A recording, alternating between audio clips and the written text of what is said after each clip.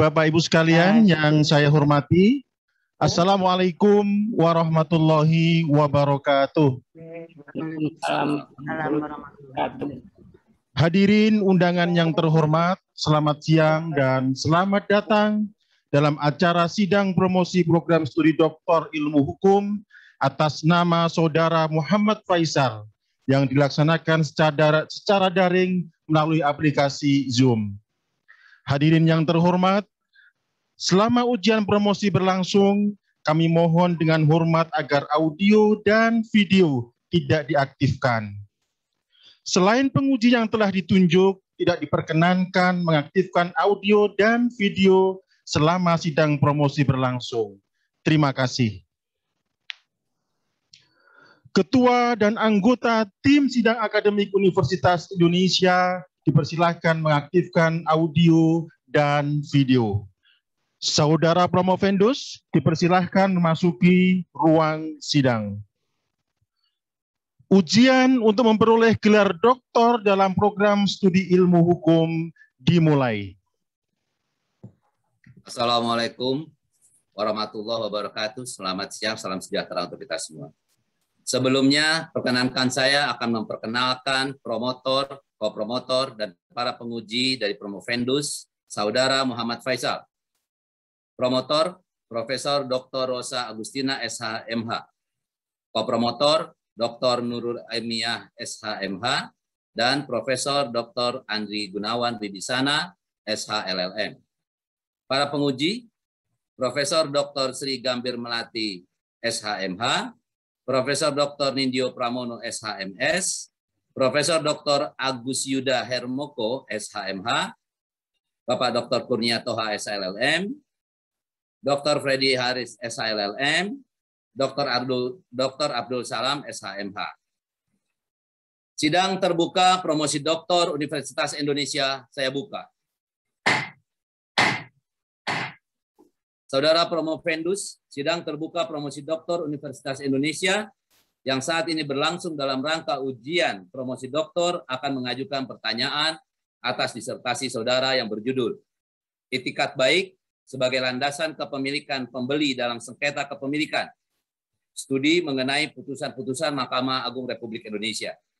Selanjutnya saya persilakan yang amat terpelajar Profesor Dr. Rosa Agustina, SHMH, sebagai promotor untuk memulai acara ujian. Silakan.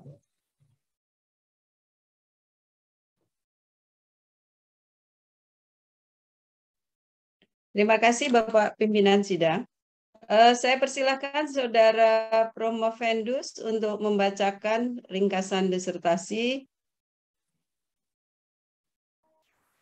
Terima kasih. Assalamualaikum warahmatullahi wabarakatuh. Selamat siang dan salam sejahtera bagi kita semua.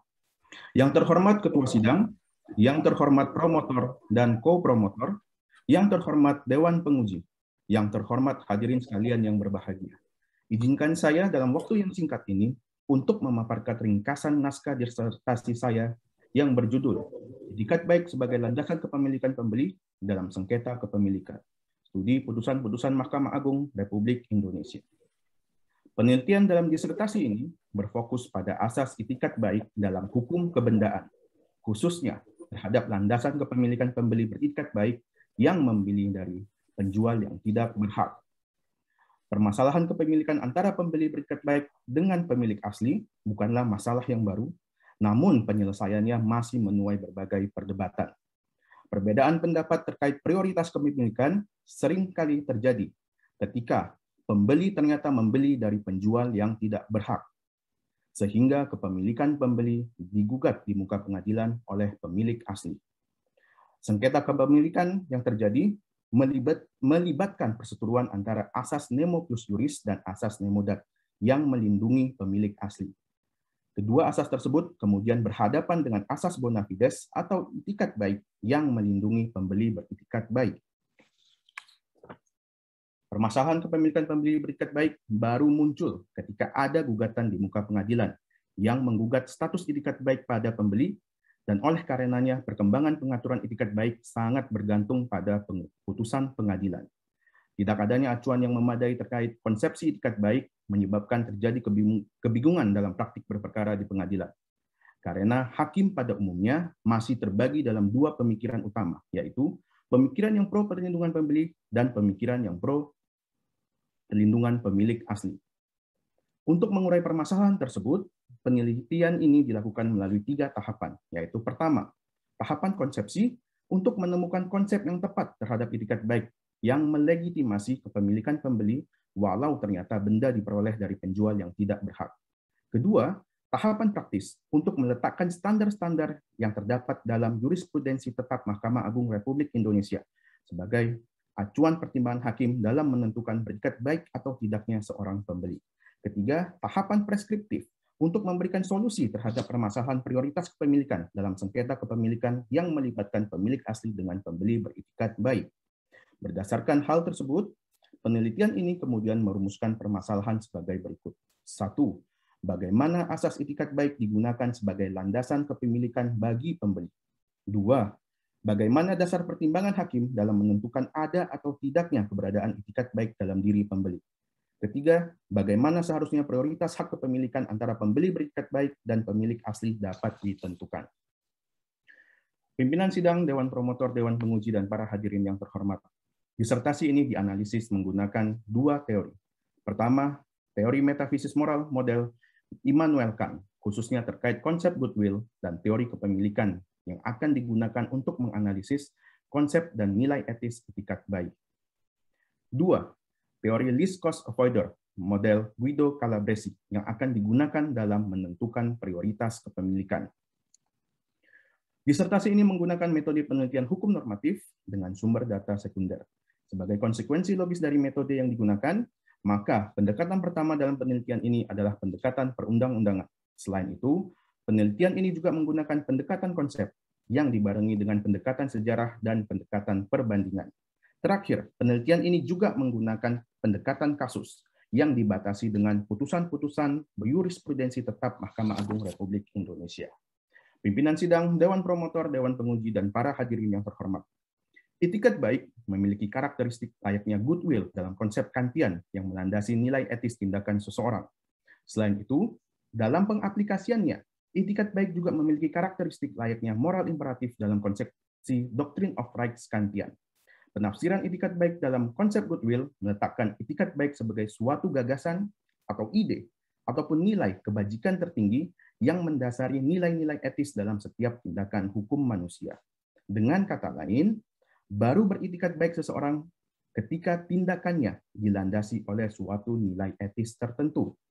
Selanjutnya, penerapan Doctrine of Rights akan memperlihatkan bahwa nilai etis yang mendasari tindakan seseorang haruslah berasal dari nilai-nilai yang telah sebelumnya diterima oleh masyarakat sosial.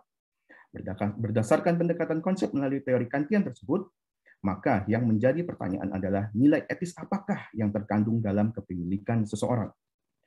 Pendekatan sejarah yang dilakukan dalam disertasi ini memperlihatkan bahwa nilai etis terkait hak kepemilikan telah mengalami berbagai pergeseran. Pada awalnya, nilai etis yang dikenal adalah prinsip nemo plus juris dan nemo dat secara kaku yang melindungi pemilik asli. Kemudian, seiring perkembangan zaman, prinsip itikat baik kemudian digunakan untuk menerobos kekakuan hukum yang sudah dianggap tidak mumpuni lagi. Pengaplikasian prinsip nemo plus juris dan nemo dat secara kaku kemudian dianggap menghambat kelancaran transaksi ekonomi. Oleh karena itu, dimunculkanlah nilai etis kejujuran yang kemudian diakui masyarakat sosial untuk melindungi kepemilikan dari pembeli yang jujur. Pada akhirnya, demi keamanan transaksi ekonomi, maka masyarakat sosial harus mengakui keberadaan perlindungan pemilik asli dan pemilik yang jujur. Oleh karena itu, pembeli berikat baik memiliki hak kepemilikannya berdasarkan nilai kejujuran yang ada pada dirinya, karena masyarakat sosial mengakui keberadaan maksim perlindungan pembeli yang jujur. Pimpinan sidang, Dewan Promotor, Dewan Penguji, dan para hadirin yang terhormat. Pertanyaan yang dimunculkan berikutnya adalah bagaimana kita dapat menentukan seseorang pembeli itu jujur atau tidak. Keberadaan nilai etis dalam diri seseorang hanya dapat dibuktikan dengan penerapan standar tindakan yang telah menjadi customary social expectation dalam masyarakat. Berdasarkan pendekatan sejarah dan pendekatan perbandingan yang dilakukan, memperlihatkan bahwa penilaian kejujuran dilakukan melalui penerapan standar tindakan for value atau dengan pengorbanan dan without notice atau ketidaktahuan pembeli. Permasalahan kemudian adalah bagaimana membuktikan ketidaktahuan seseorang. Berdasarkan doktrin notice yang telah berkembang, memperlihatkan bahwa keadaan without notice atau ketidaktahuan dinilai dengan pembuktian aktual notice dan konstruktif notice. Keberadaan konstruktif notice pada akhirnya mewajibkan hakim untuk mengkonstruksi standar-standar tindakan yang dapat digunakan bagi pembeli untuk menghindari kewajiban konstruktif notice. Melalui pendekatan perbandingan dan pendekatan kasus, memperlihatkan bahwa terdapat benang merah dari standar-standar tindakan yang telah dikonstruksi oleh hakim, yaitu tindakan-tindakan yang mewajibkan duty of care bagi pembeli untuk melakukan upaya-upaya yang patut untuk mencegah terjadinya sengketa sebelum membeli benda. Adapun akibat dari pendekatan semacam ini akan memberikan paradigma baru mengenai konsep itikat baik. Konsepsi dalam disertasi ini memperlihatkan bahwa perbedaan dimensi itikat baik ke dalam dimensi subjektif khusus untuk hukum kebendaan dan dimensi objektif khusus untuk hukum perikatan menjadi tidak relevan lagi dilakukan. Itikat baik memiliki kedua dimensi subjektif dan objektif dalam ranah hukum apapun. Dimensi subjektifnya adalah nilai etis turunan itikat baik tersebut, dan dimensi objektifnya adalah standar tindakan yang dilandasi atas nilai etis yang dianut. Misalnya, dalam hukum kebendaan, dimensi subjektifnya adalah nilai etis kejujuran, dan dimensi objektifnya adalah with value dan without notice. Pimpinan sidang, Dewan Promotor, Dewan Penguji, dan para hadirin yang terhormat, menjawab permasalahan kedua berdasarkan analisis putusan-putusan jurisprudensi tetap Mahkamah Agung yang dilakukan dalam disertasi ini, memperlihatkan bahwa paradigma konsep itikat baik yang dianut oleh Mahkamah Agung juga turut berubah mengikuti perkembangan zaman. Pada mulanya, penilaian pembeli beretikat baik dilakukan secara formalistik, yaitu melalui pemenuhan ketentuan hukum yang ada, sehingga penilaian kejujuran pembeli dilakukan hanya dengan menilai aktual notice yang ada. Seiring perkembangan zaman, berdasarkan putusan jurisprudensi tetap yang dianalisis, memperlihatkan bahwa penerapan aktual notice saja tidak cukup untuk membuktikan kejujuran pembeli. Mahkamah Agung kemudian menerapkan konstruktif notice dengan melakukan konstruksi-konstruksi standar tindakan bagi pembeli. Berdasarkan berbagai jurisprudensi tetap yang dianalisis, dan juga penerapan SEMA nomor 7 tahun 2012, SEMA nomor 5 tahun 2014, dan SEMA nomor 4 tahun 2016 yang memperlihatkan bahwa bentuk standar tindakan yang diberlakukan Mahkamah Agung merupakan tindakan-tindakan kehati-hatian atau duty of care bagi pembeli untuk mencegah terjadinya sengketa kepemilikan sebelum membeli benda. Namun, terdapat perbedaan yang mencolok mengenai duty of care dalam pembagian kebendaan bergerak dan tidak bergerak di Indonesia, terutama dalam benda bergerak tidak terdaftar. Pada benda bergerak tidak terdaftar, terdapat pengecualian terhadap prinsip duty of care berdasarkan penafsiran pasal 1977 KUH Perdata, di mana dalam keadaan pembeli membeli benda dari tempat-tempat yang sewajarnya menjual benda yang dibelinya, maka berlaku prinsip tidak perlu tahu dan tidak perlu mencari tahu titel penjual. Cukup dengan keyakinan pembeli bahwa penjual adalah pihak yang berhak. Dalam keadaan seperti inilah, kewajiban konstruksi notif berupa duty of care menjadi dikecualikan, sehingga pembeli tetap dilindungi berdasarkan kejujuran yang ada pada dirinya tanpa perlu melakukan upaya-upaya duty of care. Pimpinan sidang, Dewan Promotor, Dewan Penguji, dan para hadirin yang terhormat, pembahasan permasalahan terakhir dalam disertasi ini dilakukan untuk memperlihatkan landasan pemikiran bagaimana nilai etis kejujuran dapat mengalahkan kepemilikan pemilik asli. Sebagaimana disebut sebelumnya bahwa itikat baik sebagai sumber nilai etis dalam kepemilikan menaungi kedua nilai etis yang ada, baik nemo plus juris dan nemo dat maupun kejujuran pembeli. Apa alasan logis yang dapat membenarkan salah satu nilai etis lebih diunggulkan daripada nilai etis lainnya? Dalam menilai sisi etis kepemilikan yang berikat baik, kan mempertimbangkan adanya faktor culpability atau kelalaian yang dapat merusak nilai etis dari suatu kepemilikan. Kan mengatakan bahwa kelalaian adalah kegagalan dari kewajiban nilai etis atau ethical duties, karena manusia memiliki maksim untuk tidak berbuat lalai.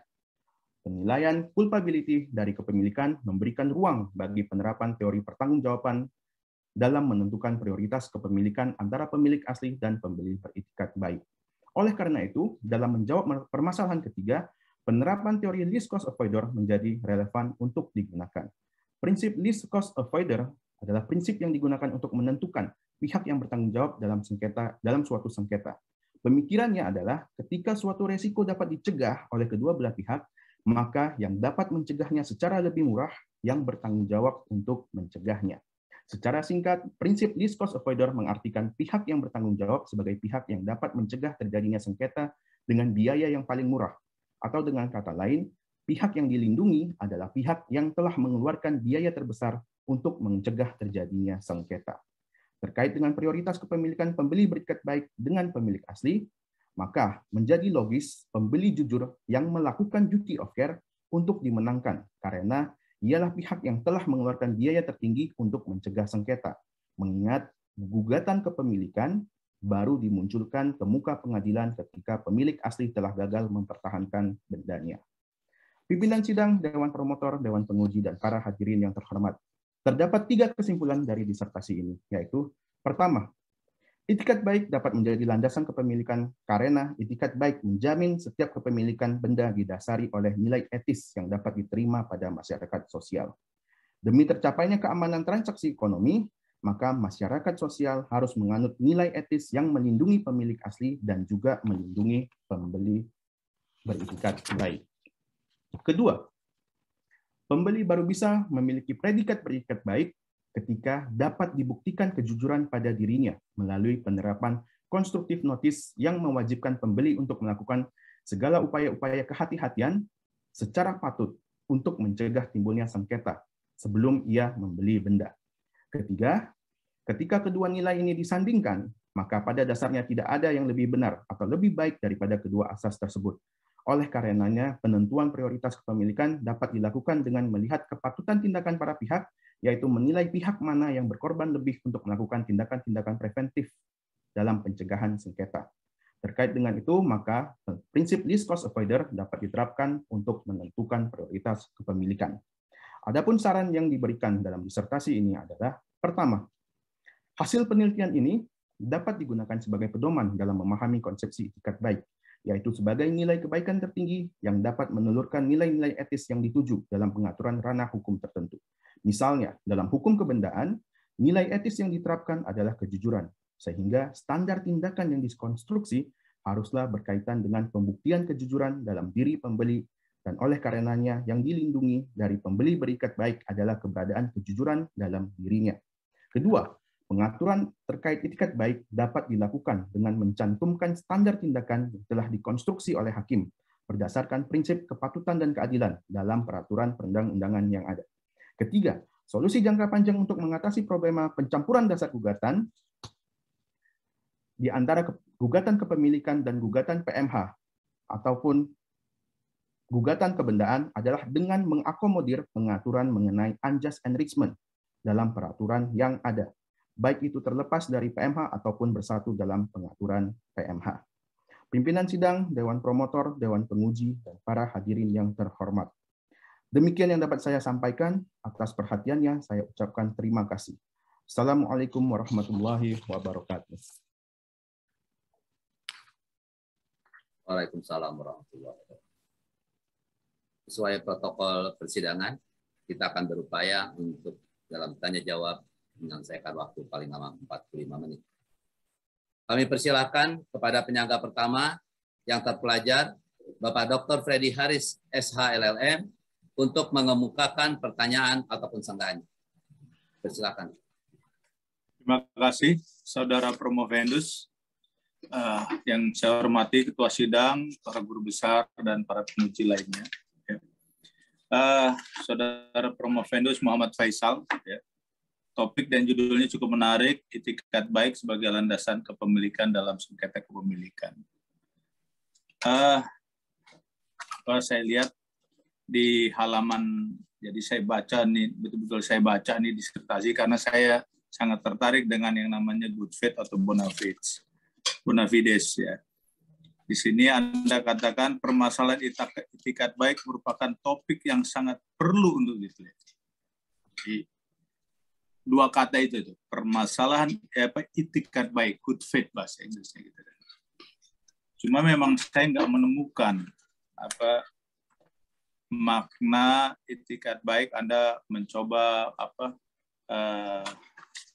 di halaman 128 Anda mencoba mau menjelaskan ya tentang keberadaan itikat baik dalam hukum kebendaan, lalu perkembangan pengaturannya di halaman 130 ya, bahwa di situ Anda menceritakan tentang tentang Cicero gitu kan. Namun selanjutnya memang saya belum menemukan hal yang betul-betul Anda coba simpulkan gitu kan. Lalu yang menarik adalah di kesimpulan Anda bilang adalah itikat baik itu atas dasar sesuai prosedur hukum, yaitu secara terang dan tunai. Ini menarik. Pertama, itikat baik. Ya.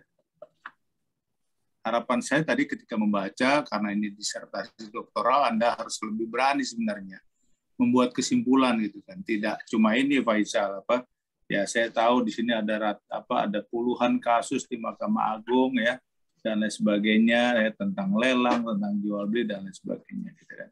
Cuma tetap saya tidak menemukan apa yang Anda harus simpulkan tentang itikat baik. Karena memang persoalan good faith ini adalah nggak bisa cuma dijelaskan dengan hanya bilang etik gitu kan. Kalau etik, padahal kan kita secara rule of law nih kan, etik gitu kan. Itu coba Anda jelaskan apa yang saya sanggah di dalam disertasi Anda. Pertama adalah kenapa Anda tidak buat kesimpulan di dalam disertasi Anda. Persoalan kesimpulannya bisa jelek, bisa baik, itu kan nanti juga akan dibantah oleh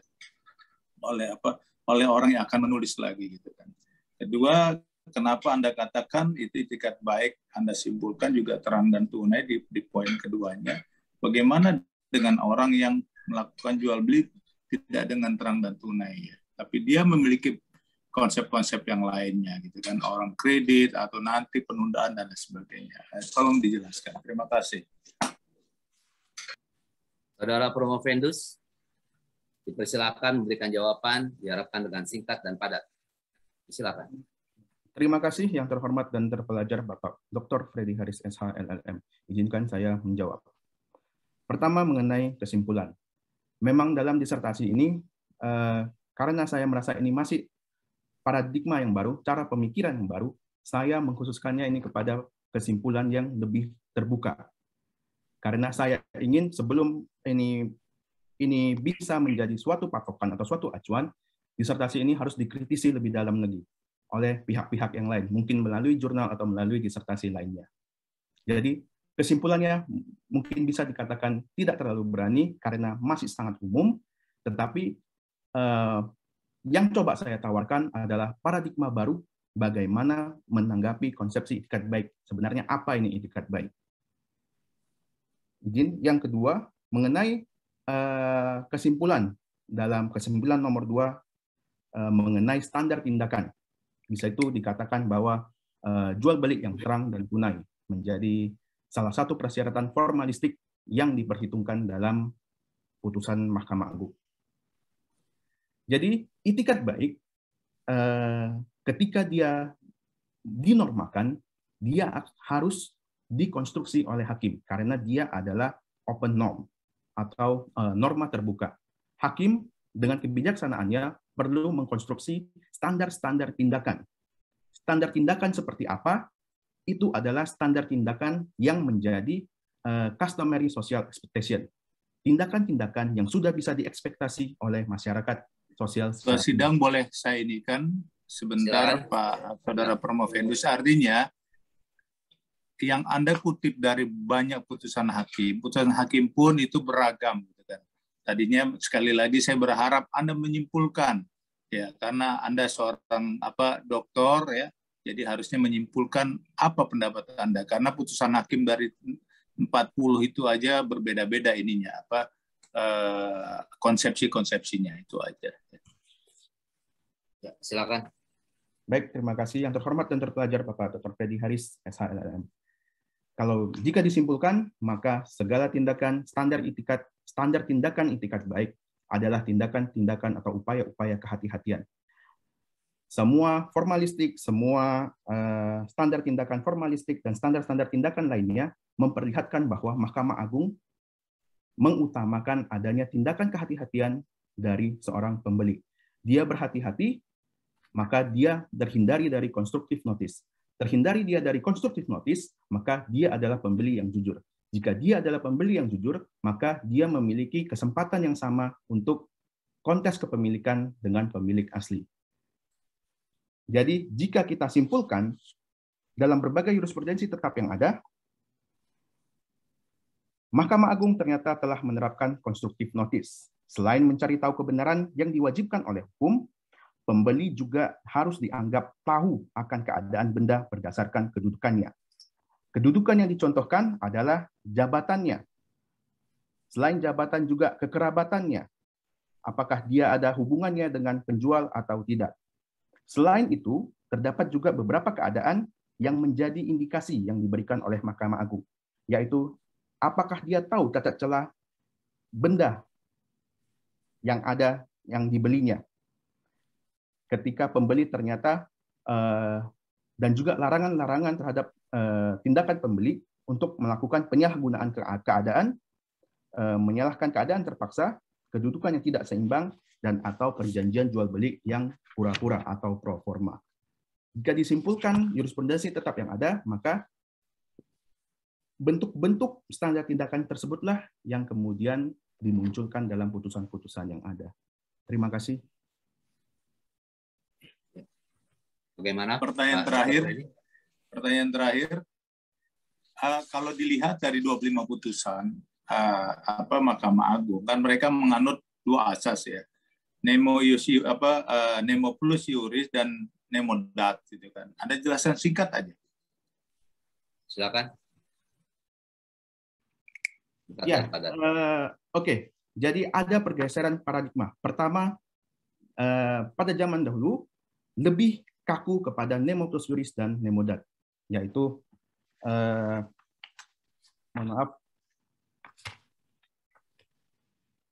yaitu asas-asas yang melindungi pemilik asli.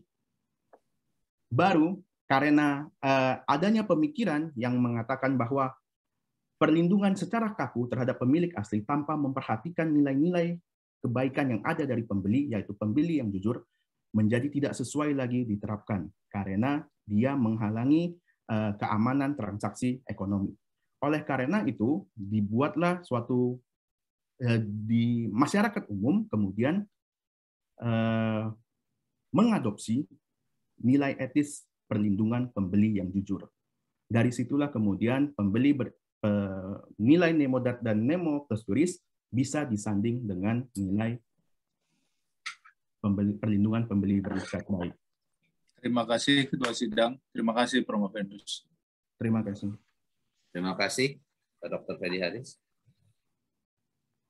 Untuk berikutnya, kami persilakan penyangga kedua yang terpelajar, Bapak Kurnia Toha SH LLM PhD, untuk mengemukakan pertanyaan ataupun sanggahannya. Dipersilakan. Terima kasih yang terhormat Ketua Sidang, Saudara Promovendus. Di dalam disertasi ini, saudara membandingkan dengan peraturan di Belanda ya. Walaupun ada sedikit membahas di Amerika. Nah, itu Anda membandingkan bahwa benda di Indonesia itu masih dibagi benda berwujud dan benda tidak berwujud.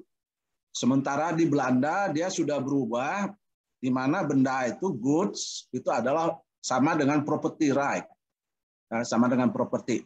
Nah, ini tolong dijelaskan ini. Kira-kira apa yang melandasi perubahan dari Belanda, sementara kita karena kita KUHP-nya nggak berubah-ubah, masih seperti itu. Ya. Saudara Promovendus, dipersilakan menjawab secara singkat dan padat. Yang terhormat dan terpelajar Bapak Kurnia Toha SH LLM PhD, izinkan saya menjawab. Di Belanda, pada tahun 1992 ke atas, telah ada pembahasan mengenai perbedaan makna itikat baik antara hukum kebendaan dan juga hukum perikatan. di hukum benda, sebelumnya saya mengkonstruksinya dalam kaitannya dengan itikat baik.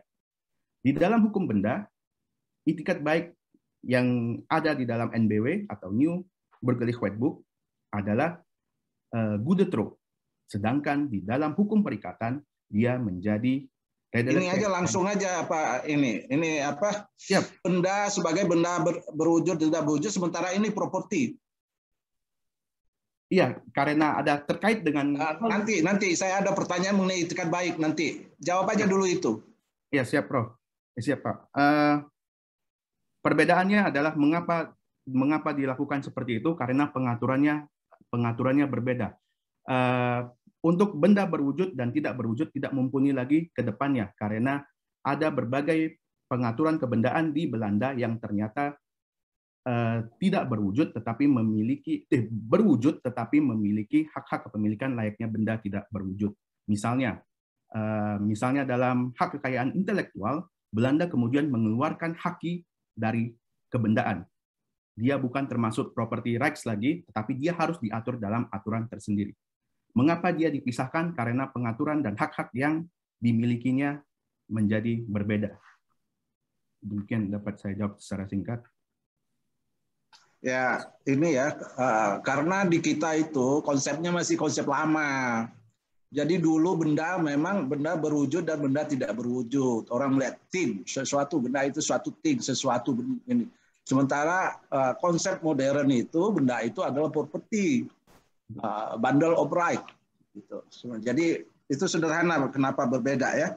Kemudian saya ingin bertanya, nih itikat baik ini itu dipakai pada waktu sebelum kontrak, dalam arti masa negosiasi atau masa kontrak, ya, atau masa pelaksanaan kontrak. Nah ini bagaimana ini? Kalau di Belanda gimana, di kita bagaimana? Mungkin kalau bisa diperluas, kalau di negara common law bagaimana? Saudara Promovendus dipersilakan menjawab. Terima kasih yang terhormat dan terpelajar Bapak Kurnia Toha, SH, LLM, PhD. Izinkan saya menjawab. Dalam disertasi ini, itikat baik yang dianalisis adalah itikat baik dalam hukum kebendaan. Namun tidak terlepas dari itu juga itikat baik dalam hukum perikatan. Di dalam KUH Perdata memperlihatkan bahwa itikat baik yang dituju adalah itikat baik dalam pelaksanaan perjanjian atau 1338 KUH Perdata. Namun jika kita melihat RUU Hukum Kontrak yang sedang digodok, memperlihatkan bahwa itikat baik ternyata memiliki nilai-nilai untuk menggugat perikatan walaupun dia masih di dalam tahap negosiasi. Layaknya di dalam common law, pada tahap bargain juga sudah bisa asas itikat baik bisa digunakan sebagai dasar gugatan. Itu common law apa civil law? Civil law ini ada di dalam RUU Hukum Kontrak. Tetapi di Belanda bagaimana di Belanda? Di dalam hukum Belanda sudah mengakui itikat baik sebagai redelicat dan belecat untuk bisa menggugat perikatan walaupun masih dalam tahap negosiasi. Ya, jadi tapi di common law itu enggak ya? Itu kalau common law itu pada saat sesudah ada kontrak. Jadi sebelum kontrak itu itikat baik tidak diperhitungkan. Baik, memang Anda tidak membandingkan dengan common law. Masih ada waktu, Pak? Masih ya. Oke. Saya ingin kalau Anda menjelaskan itikat baik itu agak susah kayaknya ininya ya. Bagaimana kalau itikat tidak baik? Bisa nggak ngasih contoh-contoh? Langsung saya jawab. Baik, yang terhormat. Ya, silakan. Yang terhormat dan terpelajar Bapak Kurnia Toha, SH, LLM, PhD, izinkan saya menjawab. Jadi di dalam bab ketiga saya mengenai analisis putusan yang ada, saya menggunakan pendekatan eksepsional,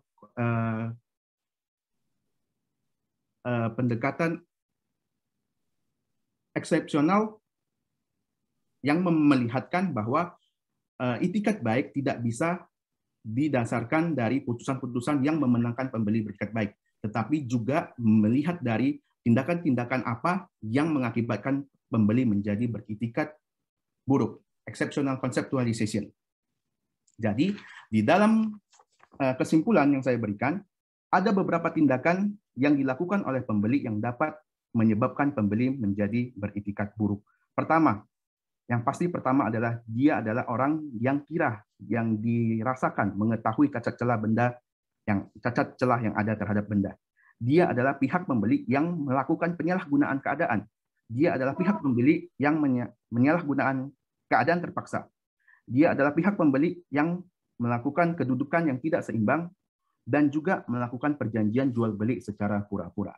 Disitulah ketika exceptional conceptualization memperlihatkan bahwa itikat baik harus dilepaskan dari tindakan-tindakan yang berakibat pada pembeli beritikat buruk. Demikian dapat saya jawab. Cukup, Pak Ketua. Terima kasih. Untuk berikutnya, kami persilakan kepada penyangga ketiga, yang amat terpelajar, Profesor Dr. Agus Yuda Hernoko, SHMH, untuk mengemukakan pertanyaan ataupun sanggahannya. Jadi silakan, Prof. Terima kasih, Ketua Sidang, para penguji, tim promotor, para kolega besar dan penguji yang lain. Saudara promovendus yang terpelajar, saya mengapresiasi penelitian saudara. Saya membaca dan saya mengikuti proses ujian Anda, ya. Dan sebenarnya jujur mengalir, ya, mengalir. Ya, dan saya berharap diskusi ini nanti, ya, saya mengubah pola diskusi ini. Kalau ini pola diskusi, saya diskusi banyak dengan Anda. Tapi karena ini ujian, saya coba mengemas dalam bentuk pertanyaan. Ya. Kalau melihat judul Anda adalah itikat baik sebagai landasan kepemilikan pembeli. Ya, dalam hal jadi sengketa kepemilikan. Mengambil judul itu jelas bahwa di sini berhadapan antara pemilik asal dengan pembeli yang beritikat baik. Ya, mengambil judul itu. Ya. Berarti di sini kalau mengambil ya konsep dasar saja, itu bicara mengenai levering, transfer of ownership, mengenai peralihan hak. Kata kuncinya sah kalau dipenuhi dua syarat. Anda paham di 584. Ada titel yang sah dan dilakukan oleh orang yang berhak berbuat bebas atau beseeking befug. Nah, ini pasti berhubungan dengan beseeking on befug. Ya kan? Nah, kemudian tadi sudah disampaikan oleh penanya-penanya sebelumnya, baik Dr. Freddy maupun Dr. Kurnia. Ini barangnya masih atau bendanya masih benda yang bisa beragam. Ya, kalau Anda kembali ke buku 2BW, membedakan 6 benda. Mulai berwujud, tidak berwujud, bergerak, tidak bergerak, dan seterusnya. Tetapi dalam tulisan Anda yang Anda tekankan adalah pembedaan terpenting dalam konsep lama, yaitu bergerak dan tidak bergerak. Sehingga muncul besit, ya, leveringnya, sampai kepada yang terakhir mengenai sitanya. Ya.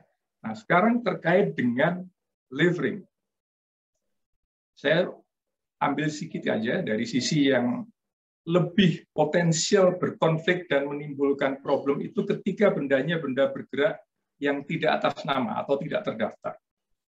Ya. Sekarang berangkat dari judul kecil Anda adalah ya, menganalisis putusan pengadilan. Ya. Tentunya saudara wajib menemukan rasio desidendi. Dari putusan-putusan itu, kemudian Anda menemukan formulasi yang dipergunakan untuk memutus sengketa kepemilikan antara pemilik dengan pembeli yang beritikat baik. Pertanyaan saya, kira-kira konsep levering yang dibangun oleh Mahkamah Agung di dalam memutus perkara meskipun sekian banyak dan mungkin beragam, tapi Anda bisa melihat tren, ya, sikap keilmuan yang dipergunakan dalam rangka memutus rasio desidendi. Kira-kira apa yang dipergunakan? Ukuran-ukurannya saja, saya yang tadi sudah bicara mengenai makna dan ya, fungsi itikat baik. Kriteria itikat baik di dalam memutus. Silakan. Silakan, Promovendus, diharapkan bisa menjawab secara singkat dan padat. Yang terhormat dan amat terpelajar Bapak Profesor Dr. Agus Yuda Hernoko, SHMH, izinkan saya menjawab. Terkait dengan konsep levering yang dianut Mahkamah Agung dalam berbagai putusan jurisprudensi tetapnya, memperlihatkan bahwa pada saat ini konsep formalistik masih sangat ditegakkan. Namun selain itu, pergeserannya adalah Levering harus juga dilakukan dengan memperhatikan kehati-hatian atau duty of care dari pembeli. Jadi sebenarnya masih sangat formalistik, yaitu ketika levering selesai, baru kepemilikan beralih. Namun selain itu, juga harus memperhatikan nilai-nilai kehatian yang ada. Baik. Mohon izin, pimpinan sidang, bisa saya melanjutkan? Baik. Silakan lanjutkan, Prof. Oke. Saya tunjukkan pembanding ya, Saudara Promovendus. Di Belanda sendiri, ya di awal-awal 1900-an itu ya, jadi 1907 itu adalah pasal atau penyelamat dari transaksi di muka bumi. Semua orang di pasar itu tidak pernah bertanya apakah yang jual itu pemilik. Kalau Anda bicara nemo dat dan nemo plus juris, ya, karena konsep itu atau asas itu bicara hanya pemilik yang dapat mengalihkan atau membebankan.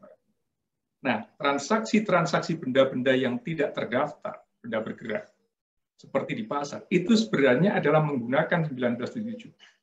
Siapapun dia, orang paham maupun orang tidak paham hukum. Artinya apa? Sebenarnya orang tidak pernah mempermasalahkan apakah yang menjual itu pemilik atau bukan. Maka kemudian 1977 itulah yang muncul memberikan proteksi terhadap pihak ketiga yang bertikat baik. Tetapi pasal yang Anda sebut tadi 1907 itu ada 2 ayat. Ayat 1 itu tidak bisa diterapsirkan dengan gramatikal, itu harus dengan penghalusan hukum, res verbatim. Coba bandingkan ya. Mahkamah Agung Belanda sudah merinci menjadi 5 item untuk mengukur kriteria apakah pembeli itu beretikat baik atau tidak. Nanti tolong dijawab dengan perbandingan dengan di Indonesia. Syarat yang pertama, pihak ketiga atau pembeli itu dilindungi sebagai pembeli yang beretikat. Ada sahlak of incomes, ada levering nyata. Yang kedua ada titel yang sah, misalnya transaksi jual beli. Yang ketiga ada etikat baik. Saya senang tadi saudara sudah memberikan kriteria etikat baik untuk 19. Tidak tahu dan tidak perlu tahu. Maka di pasar, ibu-ibu yang belanja tidak pernah bertanya apakah kamu pemilik barang ini. Ya, itu memenuhi syarat. Yang keempat, ada imbalan. Dalam bahasa yang dipakai oleh Mahkamah Agung rata-rata membeli sesuai harga pasar. Dan yang kelima adalah lepasnya barang dari pemilik asal itu secara sukarela. Sehingga kalau dihadapkan, dikonfrontir antara pembeli dengan pemilik asal, di situ angka 100 ada di pembeli beretikat baik, tapi terkurangi untuk ya pemilik asal. Karena apa? Dia tidak berhati-hati ketika dia menyerahkan kebendaan pada pihak lain. Nah, ada 5 kriteria itu. Saya berharap penelitian Anda ketika melihat sekian banyak putusan tadi menemukan kira-kira kriteria etikat baik yang dibangun oleh Mahkamah Agung itu mempunyai ya kriteria yang lebih jelas sehingga mudah untuk ditulis. Silakan. Silakan. Terima kasih. Yang terhormat dan amat terpelajar Bapak Prof. Dr. Agus Yudha Hernoko, SH.MH. Izinkan saya menjawab. Ya, dengan draft planning 1977 KUH Perdata memperlihatkan bahwa inilah pasal pertama yang inilah konsepsi pertama yang memberikan kepemilikan kepada pembeli berikat baik dengan persyaratan 5 persyaratan yang ada. Nah, dengan pengecualian terhadap pembeli yang membeli dari penjual yang menjualnya secara umum di pasar terbuka ataupun di lelang. Di dalam hal ini, Mahkamah Agung juga pada dasarnya mengarah kepada pengaturan yang ada di Belanda, atau bahkan bisa dikatakan sudah diadopsi dalam berbagai putusannya. Namun tidak secara jelas mengatakan bahwa kriteria-kriteria inilah yang kemudian digunakan.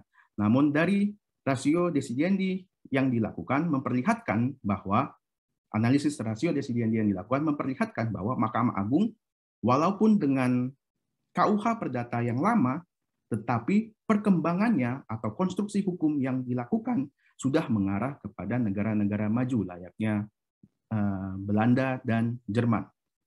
Walaupun kita ketahui KUH Perdata itu berasal dari Kode Napoleon, tetapi arahnya ke arah NBW dan BGB. Jadi ketika kita melihat karakteristik yang diberikan oleh Mahkamah Agung pada dasarnya tidak berbeda dengan apa yang berlaku di NBW sekarang ini. Namun, ada beberapa karakteristik yang ada di NBW tetapi masih belum bisa dilakukan secara penuh dari Mahkamah Agung. Adalah ketika pembeli yang dilindungi berdasarkan NBW adalah pembeli kedua dari pembeli pertama. Jika dia membeli dari penjual langsung, dia tidak dilindungi. Karena refer finding yang ada memperlihatkan bahwa logika faulty trade dari 1997 kemudian mengarah kepada prinsip-prinsip jual beli dengan voidable title. Jika penjual langsung menjual kepada pembeli ini harus dipertanyakan itikat baiknya berdasarkan berdasarkan karakteristik yang tadi disebutkan. Namun ketika dia merupakan pembeli kedua dari pembeli pertama, maka berlakulah penerapan voidable title. Ketika kepemilikan pembeli pertama belum diputuskan sebagai pembeli berikat buruk, maka dia adalah pihak yang berhak untuk menjual. Di saat itulah prinsip voidable title atau faulty trade sebagaimana 1977 yang kemudian telah dikembangkan dapat digunakan untuk melindungi pembeli kedua dan seterusnya. Mungkin itu yang dapat saya sampaikan, Prof. Terima kasih. Terakhir, Ketua Sidang boleh terakhir? Baik. Silakan, Prof. Saya coba kritisi statement Anda yang terakhir tadi. Ya. Jadi kalau dibuat flowchart proses levering, ya, itu 1977 itu adalah menerima syarat seeking on the book, tetapi dengan kriteria 5 tadi. Kalau 5 itu dipenuhi, maka kepemilikan seketika itu 0 tahun, maka kita bicara daluarsa 0 tahun 1977 pembeli beritikat baik pemilik. Pemilik asal sudah bukan pemilik lagi. Oleh karena itu, ketika kemudian terjadi transaksi berikutnya sesuai dengan teori kausal, ya, levering kita itu mengikuti teori kausal, ya. Kemudian juga kalau dikaitkan dengan besit itu kita ngomong legitimasi, ya, levering dan besitnya. Nah, di sini kemudian sudah terjadi 584 berlangsung lagi ukurannya. Jadi siklus itu tadi pembeli beritikat baik itu sebenarnya jembatan untuk menuju mengembalikan bagaimana syarat sahnya levering sesuai dengan aturan main. Jadi problematik yang Anda jawab itu tadi adalah memberikan jembatan agar proses perilaku berikutnya itu menjadi clear, ya, agar menjadi kemudian sah. Dan karena sah maka pembeli itu menjadi pemilik. Jadi besit als common title dipenuhi maka besit tereigenaar. Dan disitulah kemudian daya berlakunya bisa diterima. Terima kasih Ketua Sidang, mungkin itu yang bisa saya sampaikan. Baik, terima kasih Prof. Untuk selanjutnya kami persilahkan penyangga keempat yang amat terpelajar, Profesor Dr. Sri Gambir Melati, SHMH, untuk mengemukakan pertanyaan ataupun sanggahannya. Silakan Prof.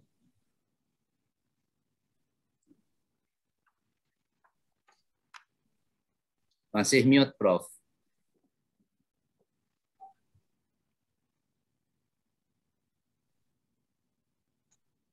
Ya, silakan. Terima kasih, pimpinan. Saudara Promovendus, saya mendengar semua dari pertanyaan-pertanyaan yang telah diajukan. Amat sangat menuju masukan-masukan yang banyak sekali dan sampai pada kesimpulan tadi yang kok kesimpulan Anda nggak ada dan sebagainya. Sekarang saya mau tanya sehubungan dengan penelitian Anda mengenai itikat baik dan sebagainya itu sebetulnya teori yang Anda pergunakan teori apa sih? Ini yang Anda sebetulnya ini bidang hukum, tapi kelihatannya kok menuju ke ekonomi. Nah, ini coba jelaskan kepada saya teori yang Anda pergunakan apa? Grand teorinya apa? Middle range teori, kemudian applied teorinya bagaimana? Inilah nanti yang akan bisa menghubungkan dengan judul itu, di mana peranan etikat baiknya ini muncul di situ. Seperti tadi dipertanyakan oleh Prof, oleh Doktor, ya silakan coba. Saudara Promovendus dipersilakan menjawab secara singkat dan padat. Terima kasih yang terhormat dan amat terpelajar Ibu Prof. Dr. Sri Gambir Melati SH, izinkan saya menjawab. Terkait dengan teori, jika disusun secara grand, middle, dan juga applied teori, dapat dikatakan bahwa grand teori saya adalah pemikiran metafisis moral oleh Immanuel Kant. Dalam kaitannya itu adalah pemikiran mengenai konsep goodwill. Jadi, itikat baik saya analisis atau saya definisikan ulang berdasarkan konsep goodwill Kantian. Baru pada middle range theory untuk memperlihatkan apa itu standar tindakan yang dimunculkan dari itikat baik, saya menggunakan konsep doctrine of rights dari Kantian. Kedua teori Kantian tersebut memperlihatkan bahwa untuk menilai itikat baik itu apa harus dilihat dari tujuan etis yang diperlukan dalam ranah hukumnya. Di dalam ranah hukum kebendaan, tujuan etisnya adalah kejujuran. Dan juga misalnya dalam ranah hukum kebendaan tujuan etisnya adalah kejujuran. Maka mengenai middle range teorinya memperlihatkan bahwa yang diperlukan dari kejujuran adalah pembuktian standar-standar tindakan yang berupa kehati-hatian. Selanjutnya, dari applied teorinya, dari tingkatan kehati-hatian antara pemilik asli dan juga pembeli beretikat baik, ini bisa dianalisis berdasarkan least cost avoider. Jadi kita menilai di antara tindakan kehati-hatian yang telah dilakukan di antara pemilik asli dan juga pembeli beretikat baik, mana yang sudah mengeluarkan cost lebih banyak. Jadi penerapan applied teori least cost avoider ini melegitimasi bagaimana kemudian hakim dapat memenangkan pembeli beretikat baik di atas kepemilikan pemilik asli. Secara singkat. Ya. Silakan, Prof. Silakan, Prof. Ya. Anda awal menyebutkan ada teori property dan teori liability. Anda menuju kepada ekonomi. Ini yang akhirnya Anda mengawali dalam awal itu Anda tidak mengkaitkan bagaimana tidak hanya ekonomi saja tetapi hukum, yaitu kaitkan dengan etikat baik. Etikat baik itu apa? Mengapa demikian? Itu yang harus, kan etikat baik itu untuk keadilan, untuk perlindungan. Nah, itulah jembatan hukumnya. Kok Anda tidak semua dari awal sampai akhir Anda utarakan, tapi Anda tidak mengkaitkan sama sekali antara awal Anda menulis disertasi Anda ini sampai dengan akhir, tidak pernah menghubungkan sama sekali mengenai keadilan. Ada Anda tulis keadilan, tetapi coba Anda kaitkan jawabannya itu dengan apa yang Anda tuliskan teori di awal. Nah, di situ harusnya ada keadilan, karena ini etikat baik. Ada keadilan satu, dan ada keadilan nantinya mengarah ke kejujuran dan sebagainya. Itu coba, itu Anda tulis semua. Tetapi tidak Anda hubungkan. Artinya Anda tidak menjawab itu. Kaitannya dengan yang ekonomi, dengan hukumnya. Keadilannya itu munculnya di mana? Karena peranan etikat baik itu ya keadilan itu dan perlindungan hukum. Kan itu. Coba jelaskan. Saudara Promovendus diharapkan bisa menjawab secara ringkas dan padat. Dipersilakan. Yang terhormat dan amat terpelajar, Ibu Prof. Dr. Sri Gambir Melati SH, izinkan saya menjawab. Di dalam bab keempat, saya ada membahas mengenai keadilan. Bagaimana keadilan dikaitkan dengan discourse avoider, misalnya seperti itu. Pertama, kita melihat keadilan seperti apa yang kemudian diperlukan. Mahkamah Agung membuat konstruksi hukum berdasarkan reasonableness dan fairness, kepatutan dan keadilan. Keadilan seperti apakah yang kemudian digunakan oleh Mahkamah Agung seharusnya. Di dalam disertasi saya memberikan solusi untuk keadilan tersebut bisa digunakan, yaitu keadilan distributif model John Rawls. Mengapa John Rawls? Karena pertama, dia adalah seorang Kantian. Kedua, dia juga memperlihatkan bahwa keadilan distributifnya juga memerlukan Pareto efisiensi, yang dimana dikenal dalam hukum analisis ekonomi dalam hukum. Begitu juga keadilan distributif bisa digunakan ketika pemilik asli dan juga pembeli beretikat baik berada pada level yang sama.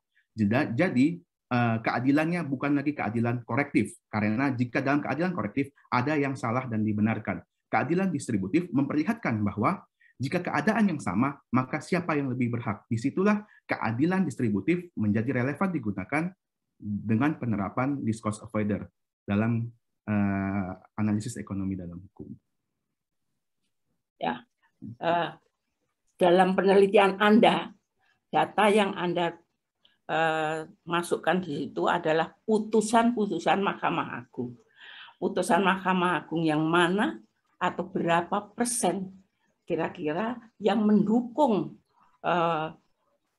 data Anda, yang mendukung penelitian Anda khusus untuk kepemilikan dari pembeli beretikat baik. Karena sebagian itu bukan pembeli beretikat baik, tetapi ada juga pemilik asli. Nah, sekarang karena Anda fokusnya pada pembeli beretikat baik, itu ada berapa persen putusan Mahkamah Agung. Dan nanti Anda kaitkan bagaimana menurut Anda dengan teori penemuan hukum. Coba berikan korelasinya supaya lebih kuat lagi. Silakan, Saudara Promovendus. Yang terhormat dan amat terpelajar, Ibu Prof. Dr. Sri Gambir Melati SH, izinkan saya menjawab. Jika kita melihat persentase, sebenarnya agak susah, Prof, untuk melihat persentase, karena yang terjadi adalah dari tahun ke tahun, dari 25 jurisprudensi tetap, dari 67 sampai dengan 2014, itu hanya memperlihatkan perubahan paradigma. Jadi jika mau dipersentasekan, perlindungan pembeli beretikat baik baru ada itu di tahun 90-an ke atas. Di bawah itu rata-rata masih formalistik yang mendukung pemilik asli. Mau dipersentasekan, maka perlindungan pembeli beretikat baik kira-kira hanya 30-40% dari putusan yang diteliti. Yang Anda teliti 25. 25, Prof. Ya, dari 25 berapa yang untuk kepemilikan pembeli? Yang memenangkan pembeli sebagai pembeli beretikat baik kira-kira ada 10. Namun yang mengalahkan pembeli karena dia dikatakan sebagai pembeli beretikat buruk tidak baik, ya. Itu kira-kira 15. Ya. Beretikat tidak baik, terkuartetro. Iya. Ya. Nah, ini coba Anda bandingkan dengan negara-negara lain.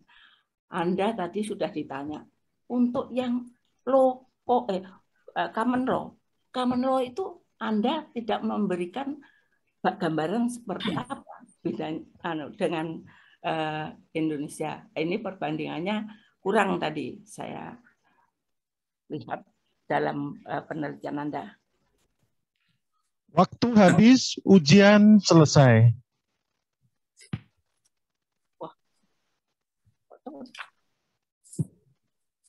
Sidang telah berakhir.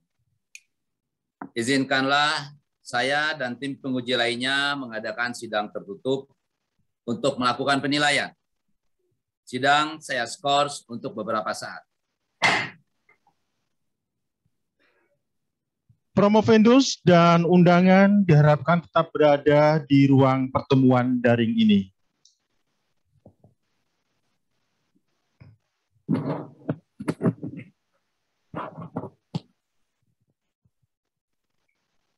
Hadirin tamu undangan dimohon menunggu sejenak untuk mengikuti lanjutan ujian promosi. Terima kasih.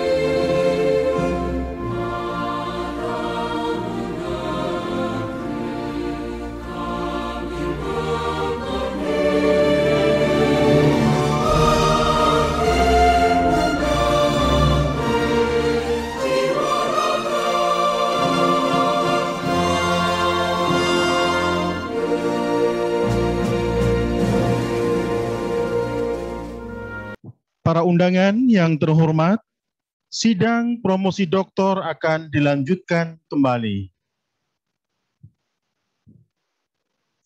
Para undangan dipersilahkan menonaktifkan audio dan video masing-masing. Kepada saudara promovendus dipersilahkan mengaktifkan audio dan video. Selanjutnya, kami persilahkan Ketua Sidang memimpin acara. Terima kasih. Sidang terbuka promosi doktor Universitas Indonesia saya buka kembali. Calon doktor Saudara Muhammad Faisal, nomor pokok mahasiswa 1506 709 555. Kami telah mempelajari disertasi yang saudara ajukan kepada kami, serta memperhatikan pula pembelaan saudara atas pertanyaan dan sanggahan dari pihak kami. Saya sebagai Ketua Sidang bersama promotor yang diketuai oleh Profesor Dr. Rosa Agustina SHMH telah membahas mengenai perkembangan keahlian saudara.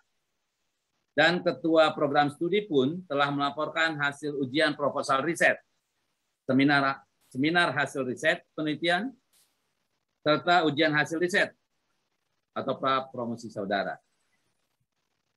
Berdasarkan itu semua, tim penguji memutuskan untuk mengangkat saudara Muhammad Faisal menjadi doktor dalam studi ilmu hukum.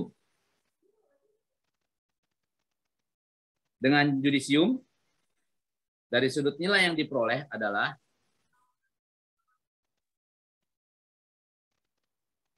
mohon bersabar, promovendus. Ini ujian. Dengan judisium dari sudut nilai yang diperoleh adalah sangat memuaskan.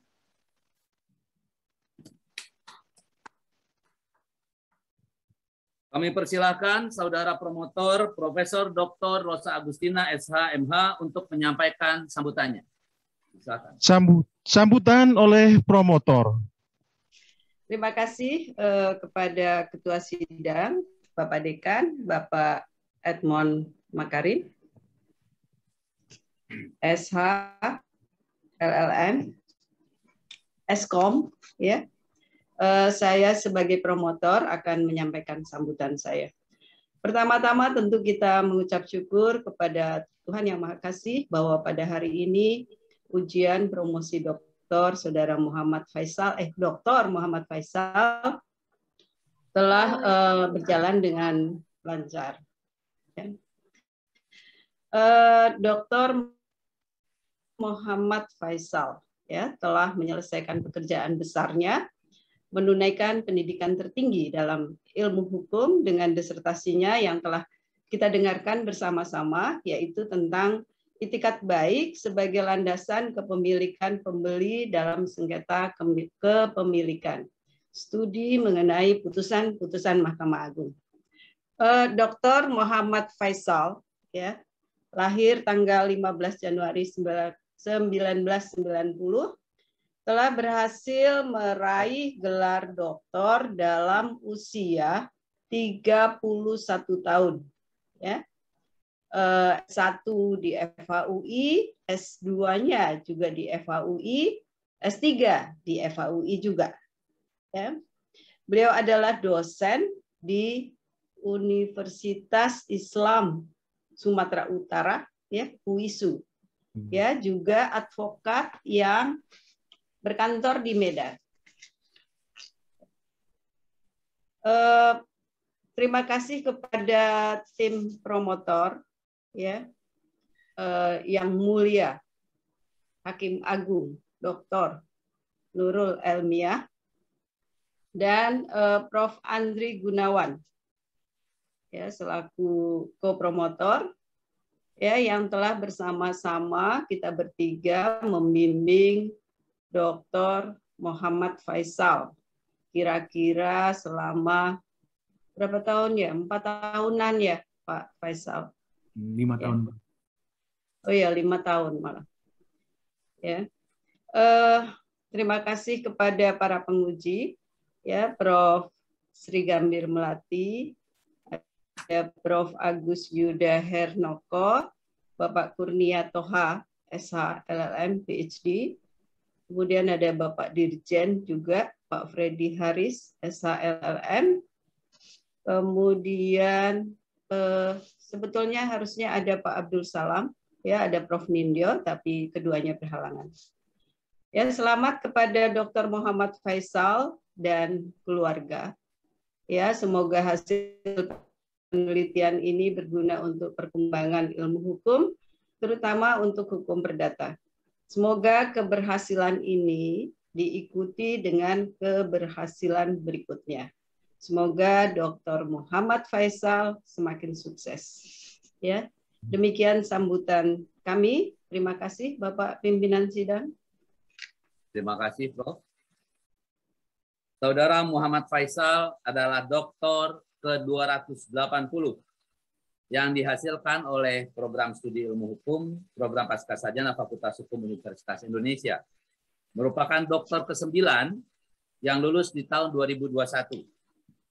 Dan dokter ke-245 yang lulus setelah program Pascasarjana diselenggarakan langsung oleh Fakultas Hukum Universitas Indonesia dalam program studi doktoral ilmu hukum. Sekali lagi, kami mengucapkan selamat. Dengan demikian, sidang promosi doktor telah berhasil dilaksanakan. Dan dengan ini, sidang terbuka promosi doktor Universitas Indonesia saya tutup.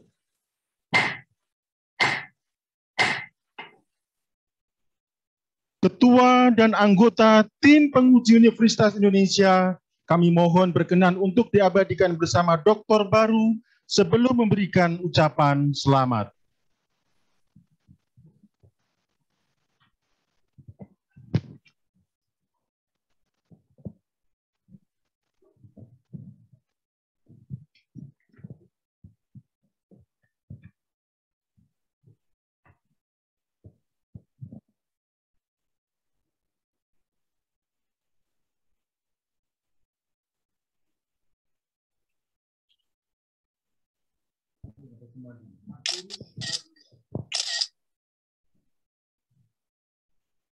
Baik, sudah Bapak Ibu sekalian? Untuk selanjutnya, kami undang kepada co-promotor untuk memberikan ucapan selamat kepada yang terhormat Dr. Nurul Elmiah SHMH untuk memberikan ucapan selamat.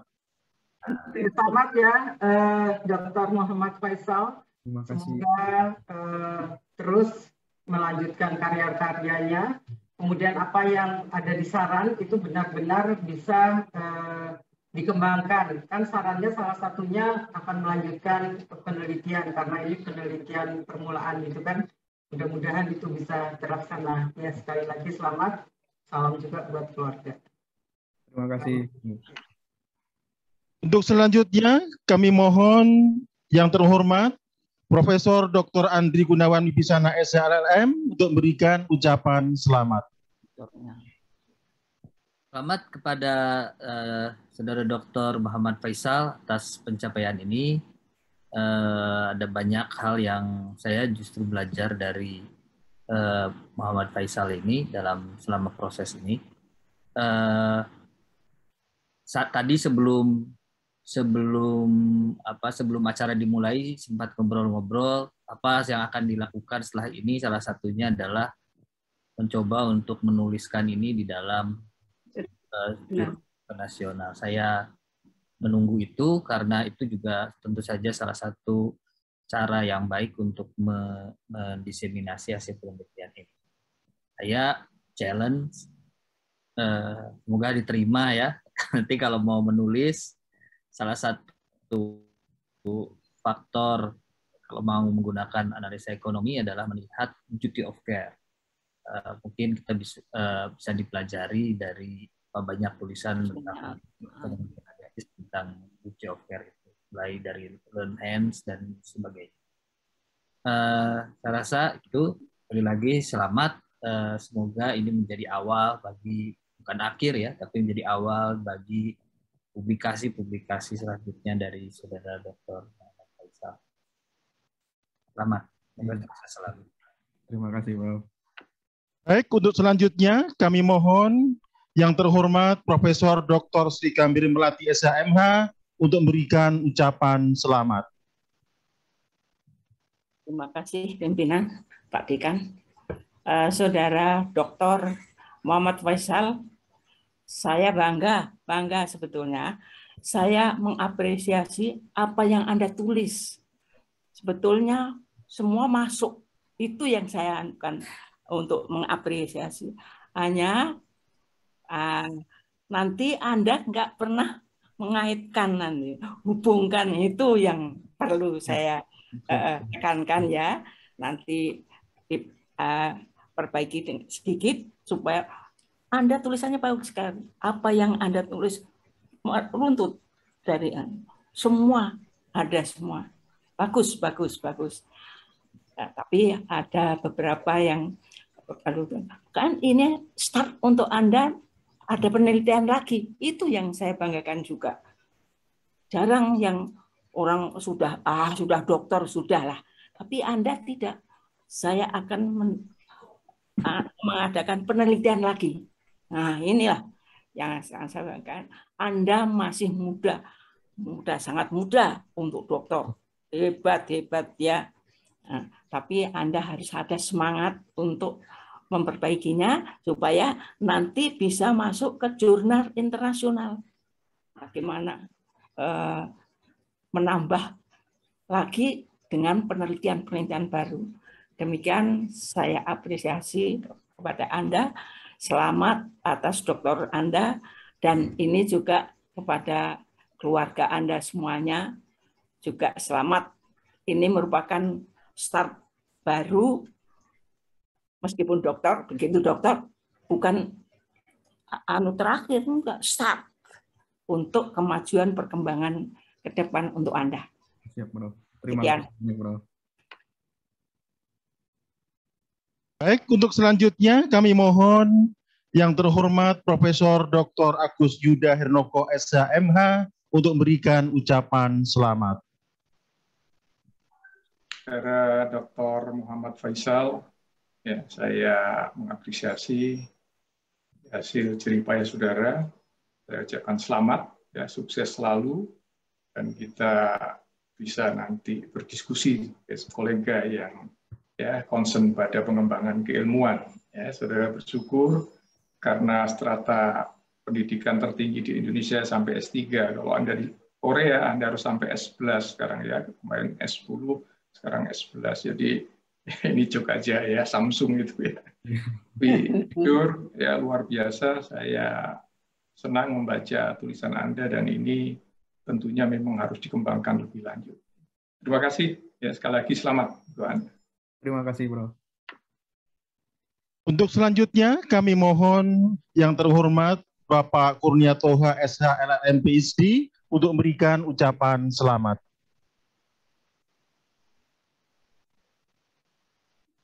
Terima kasih. Selamat ini pada Dr. Muhammad Faisal SHMH, juga selamat untuk keluarga ya. Ini usia masih muda, jadi insya Allah masih bisa berkembang lagi ya, ke depannya. Tentu harus lebih banyak lagi membaca terutama literatur asing ya. Sekali lagi selamat ya, sukses selalu. Wassalamualaikum warahmatullahi wabarakatuh. Terima kasih. Baik, untuk selanjutnya kami mohon yang terhormat Bapak Dr. Freddy Haris SH LLM untuk memberikan ucapan selamat. Ya, selamat kepada Dr. Muhammad Faisal ya. Tulisan Anda sangat menarik. Ya, jadi walaupun sudah jadi dokter, nanti ini jadi dokter good faith gitu. Mudah-mudahan dikenal dengan dokter good faith karena memang dibutuhkan gitu.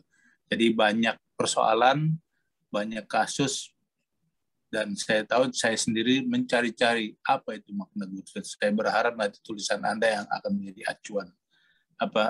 Banyak ilmuwan, ya banyak praktisi dan lain sebagainya. Sekali lagi selamat ya, Dr. Muhammad Faisal.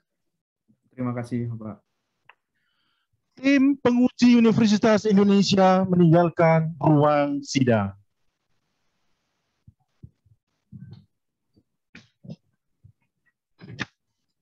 Selamat ya, Faisal. Terima kasih, Bro. Terima kasih banyak, Bro. Bapak Ibu sekalian, demikian sidang promosi program studi doktor Fakultas Hukum Universitas Indonesia. Kami ucapkan terima kasih atas perhatian dan kerjasama yang telah diberikan. Selamat siang. Wassalamualaikum warahmatullahi wabarakatuh.